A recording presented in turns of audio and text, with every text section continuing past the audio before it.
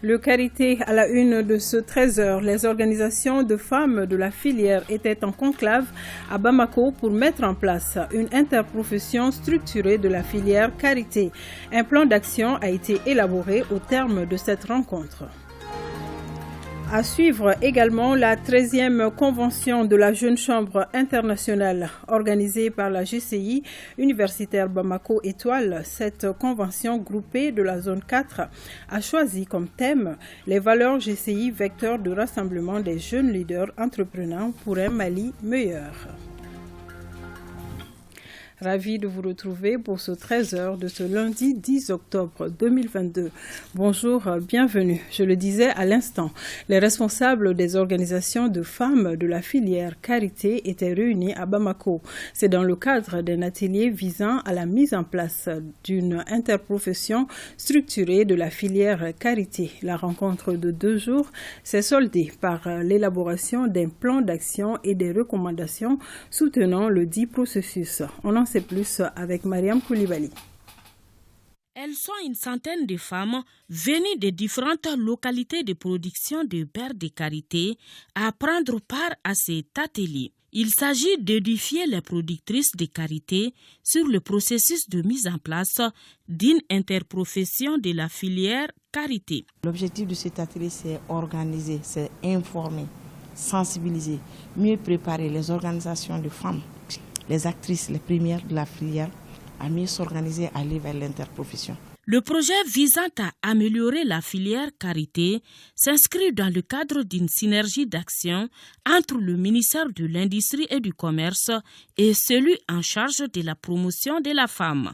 Nous avons initié une synergie d'action entre tous les projets et programmes intervenant dans la filière Carité, plus les structures techniques pour accompagner les acteurs de la filière Carité dans le cadre de la mise en place d'une organisation interprofessionnelle.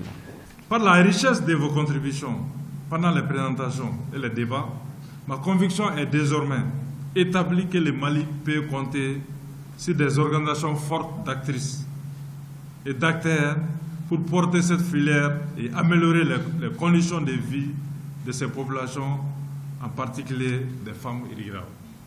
Bien imprégnés du contexte, les participants à l'atelier témoignent toute leur détermination à accompagner ce processus de création d'interprofession filière Carité. La Jeune Chambre internationale universitaire Bamako Étoile a organisé samedi dernier la 13e convention groupée de la zone 4. Il s'agissait de mettre ensemble les 10 organisations de la zone de GCI afin de mener des activités collectives et faire le bilan de leur mandat. La 13e convention groupée avait comme thème les valeurs GCI vecteurs de rassemblement des jeunes leaders entrepreneurs pour un Mali meilleur. Reportage Souleymane Sidibé. La 13e convention de la Jeune Chambre internationale, zone 4, est un cadre d'échange, de panels, du développement personnel et des concours dans plusieurs domaines. Elle vise à fédérer les organisations de la zone pour une meilleure zone 4 de la GCI Mali. La convention groupée, c'est une activité annuelle au cours de laquelle l'ensemble des 10 organisations locales Jeunes Chambres du district de Bamako se retrouvent pour trouver des voies et moyens qui vont les permettre d'harmoniser leurs activités au sein du district de Bamako. Cette activité a pour objectif de faire le bilan des 10 mois des organisations qui résident à Bamako. Pour rappel, nous avons 10 organisations locales et de janvier en octobre, et nous allons en tout cas nous diagnostiquer nous-mêmes, voir qu'est-ce qui a marché, qu'est-ce qui n'a pas marché. La marraine de l'événement se réjouit du choix porté sur elle et invite l'État à accompagner la GCI. La Jeune Chambre internationale est la plus grande école de formation de jeunes. Que les autorités commencent à voter un budget pour cette jeunesse, pour que nous ayons des professionnels dynamiques. C'est sur la prestation de serment de certains nouveaux membres que la cérémonie a pris fin. Amnesty International Mali a initié une session de formation à l'intention des défenseurs des droits de l'homme. Elle vise à contribuer à la lutte contre l'impunité et les violations des droits humains. Adama Traoré, reportage. Dans sa logique de combattre l'impunité sous toutes ses formes dans notre pays, Amnesty International Mali a initié une session de formation de renforcement des capacités de 40 observateurs nationaux sur les violations des droits humains. Dans le cadre de notre projet SIRA, Système intégré de rapportage et d'analyse, qui est une plateforme digitale en réalité. Donc nous avons des observateurs qui font remonter des informations sur les incidents susceptibles d'être des abus et des violations des droits humains. Les modules enseignés au cours de la formation doivent permettre à ces défenseurs des droits de l'homme de pouvoir maîtriser les différentes violations des droits humains. Tous les observateurs, les défenseurs des droits de l'homme s'activent au quotidien pour non seulement documenter, faire des plaidoyers, mais aussi dénoncer toute forme d'atteinte aux droits de l'homme. Donc ils seront chargés de documenter, donc de rapporter les cas de violation des droits de l'homme, mais aussi les cas de crimes économiques, notamment la corruption, les cas d'enrichissement illicite de façon globale. La session de formation à l'intention des observateurs sur les violations des droits humains est mise en place par le projet du système intégré de rapportage et d'analyse SIRA. Le dit projet est financé par le partenariat européen pour la démocratie. L'Institut des hautes études en management et l'Université internationale américaine viennent de nouer un partenariat. Grâce à cette collaboration, les jeunes Maliens pourront obtenir des masters et des doctorats en administration des affaires. Ces informations ont été données au cours d'une conférence de presse tenue à l'IHM de Bamako. Des détails avec Batraoré. Depuis sa création en 2001, l'Institut des hautes études en management IHM a opté pour l'ouverture à l'international.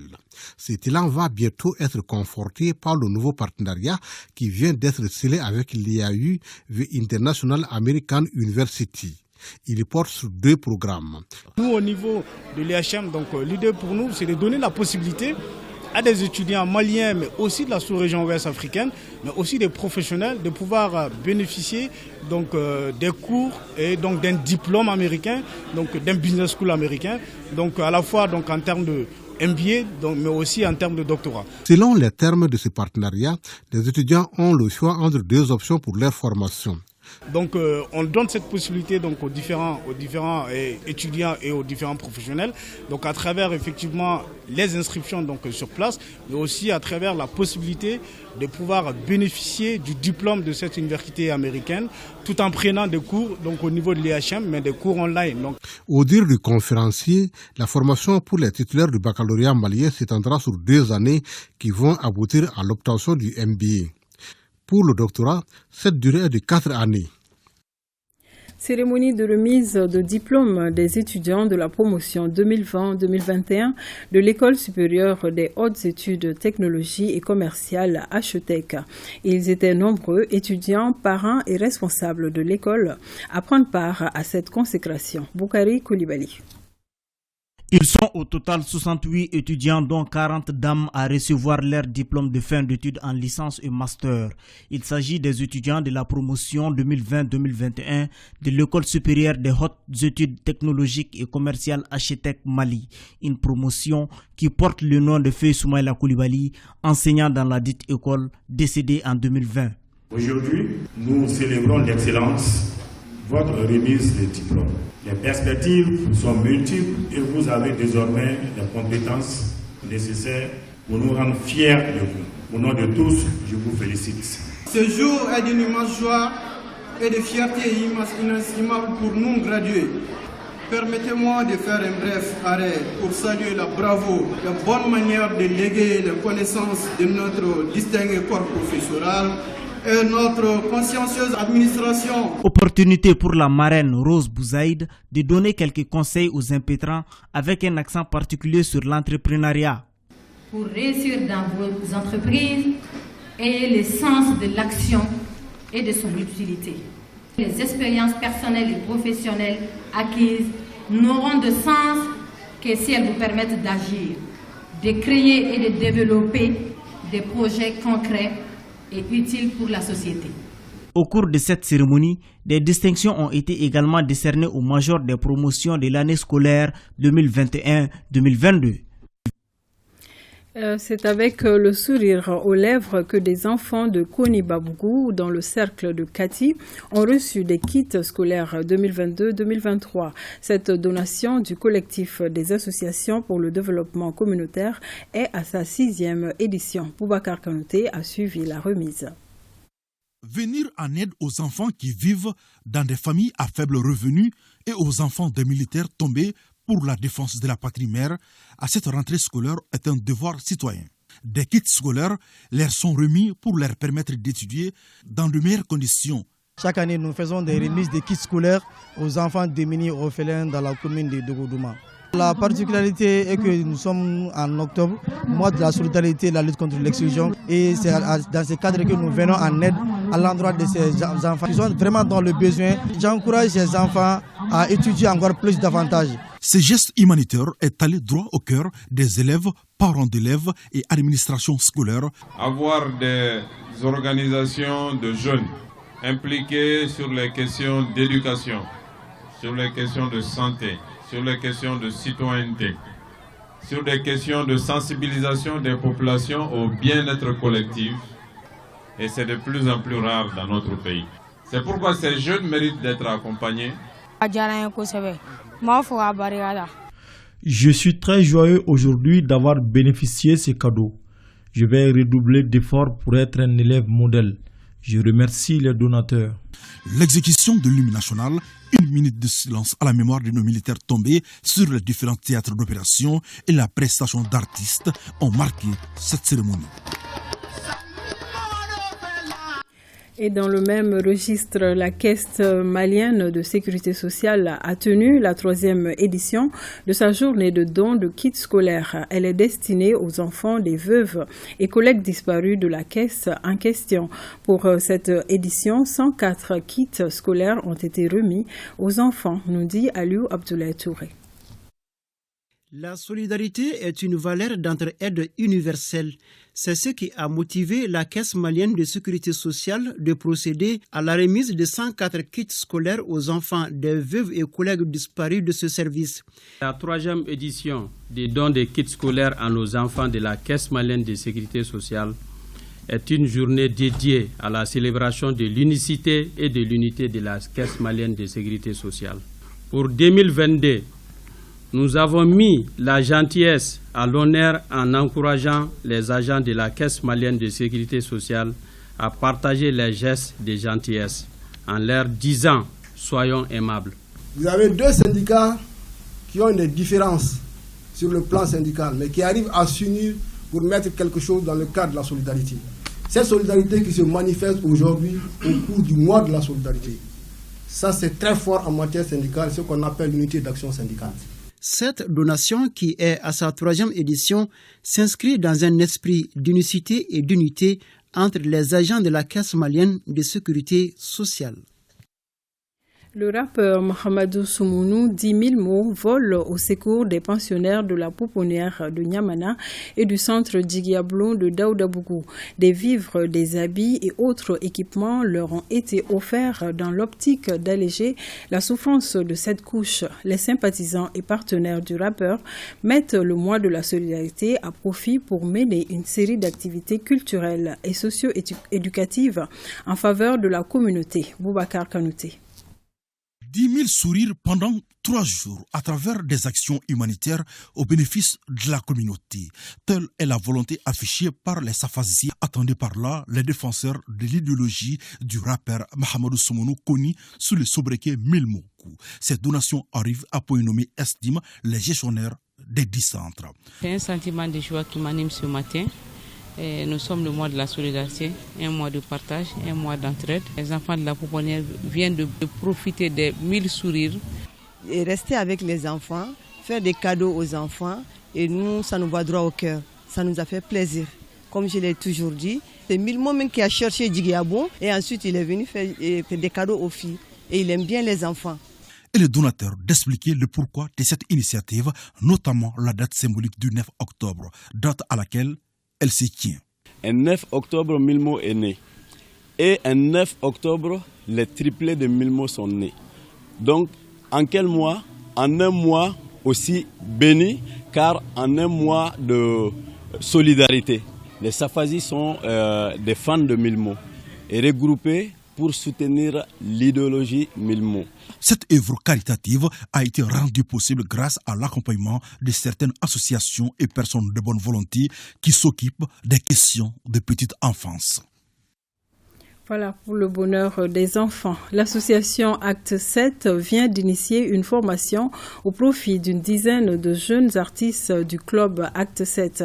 La formation, qui a concerné différentes disciplines artistiques, a pris fin par une restitution et une remise d'attestation aux participants. Mariam Koulibaly. Chaque adolescent qui me faisait une proposition était éconduit. Le temps de la cérémonie de restitution a été donné par la séance de lecture à haute voix, un module appris au cours de cette formation. Nous sommes dans un pays où on constate qu'on ne lit pas beaucoup. Et arriver à faire des lectures à haute voix, ça peut permettre aussi d'intéresser beaucoup de personnes au livre, à la lecture. Il y a eu une formation sur la scénarisation, l'écriture et la réalisation donc d'un film. Il y a eu des ateliers de formation en jeu d'acteurs.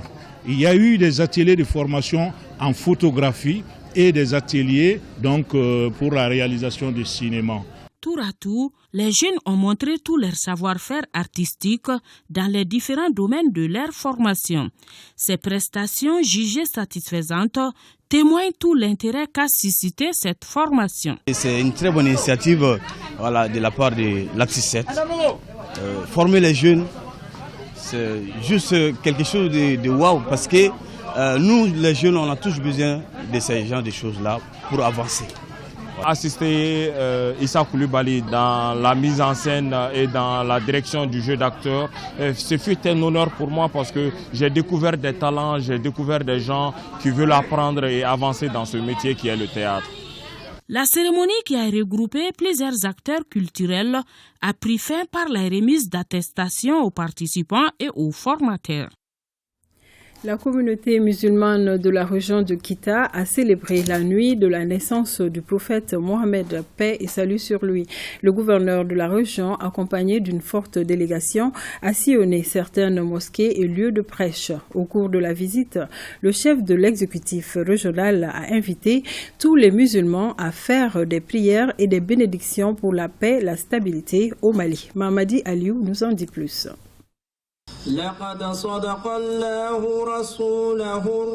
C'est dans l'effervescence totale que les fidèles musulmans ont célébré la fête de Maouloud de 2022 à Kita. Les délégués sont venus de tous les horizons du pays pour célébrer la naissance du prophète Mohammed, paix et salut sur lui. Dans les mosquées et lieux publics, tous les musulmans ont prié pour la paix, la stabilité et la cohésion sociale. Au souhait du président de la transition et tout un bon musulman, nous allons implorer Dieu pour que la paix et la stabilité reviennent au Mali. La célébration du Maoulid en grande pompe est une illustration parfaite de la cohésion sociale et du vivre ensemble. Pendant 4 heures d'horloge, les prêcheurs de la grande mosquée de Kita, en passant par l'association des Cheikh Soufi Kabine Keïta à Samedougou, de la mosquée de Kita Gare, Liberté, Dar Salam et au terrain de Liberté, ont édifié l'assistance sur le pourquoi de la célébration du Maouloud et ont surtout invité la communauté musulmane à la prière et à la tolérance afin de promouvoir la paix et le vivre ensemble dans notre pays. Au moment de sa naissance, le monde était dominé par les mécréants. Pour sauver l'humanité, le prophète Mohammed sallallahu alayhi wa sallam, il est venu. Nous avons effectivement fait le tour de différents lieux de prêche. Nous avons demandé aux prêcheurs de faire des bénédictions pour le pays, de le faire pour nos plus hautes autorités, pour nous-mêmes, pour nos populations, afin que le bonheur se répande sur notre nation et que tous les écueils qui sont posés pour le développement socio-économique du Mali soit un oubli. Cette soirée de prêche qui s'est déroulée un peu partout à Kita, sous l'œil vigilant des forces de défense et de sécurité, a tenu toute sa promesse. Et de Kita, nous partons à Sikasso pour le lancement de la journée de consultation ophtalmologique gratuite au profit de 100 personnes âgées de la région, organisée par l'association À Vélo Sans Âge et les Amis de la Route en partenariat avec la mairie de la commune urbaine de Sikasso. L'activité s'inscrit dans le cadre de la journée internationale des personnes âgées. Compte rendu Yurubala Djabate, Souleymane Bamba. C'est une consultation ophtalmologique gratuite au profit de 100 personnes âgées de Sikasso à l'occasion de la Journée internationale des personnes âgées. Le cadre est organisé par l'association À Vélo Sans Âge et les Amis de la Route en partenariat avec la mairie de la commune urbaine de Sikasso sur financement de l'UNFPI. Pour une prévision de 100 personnes, notre association a enregistré 900 inscrits pour la consultation en moins d'une semaine. La réalisation de cette activité va permettre de redonner le sourire aux membres des personnes bénéficiaires de la présente activité. On va dorénavant, de manière beaucoup plus régulière, inclure les activités qui prennent en charge et qui considèrent justement le rôle de la personne âgée dans la société malienne, dans nos travaux avec l'État. Le Conseil local des personnes âgées de Sikasso se réjouit de l'initiative qui a permis de prendre en charge 50 personnes du Conseil local des personnes âgées de Sikasso. De telles actions, que ce soit chaque année, la journée internationale des personnes âgées, que le Fonds des Nations Unies pour la population vraiment vienne au secours des personnes âgées de Sikasso. La visite du centre ophtalmologique Jean-Marie Cissé et la présentation de 2 vélos assistés au profit des personnes âgées financés par l'ambassade du Danemark ont constitué les temps forts de ce lancement. C'était l'essentiel de ce 13h. Merci de nous avoir suivis. Salimata Dao pour l'édition de 20h. Excellent début de semaine en compagnie de votre télévision nationale.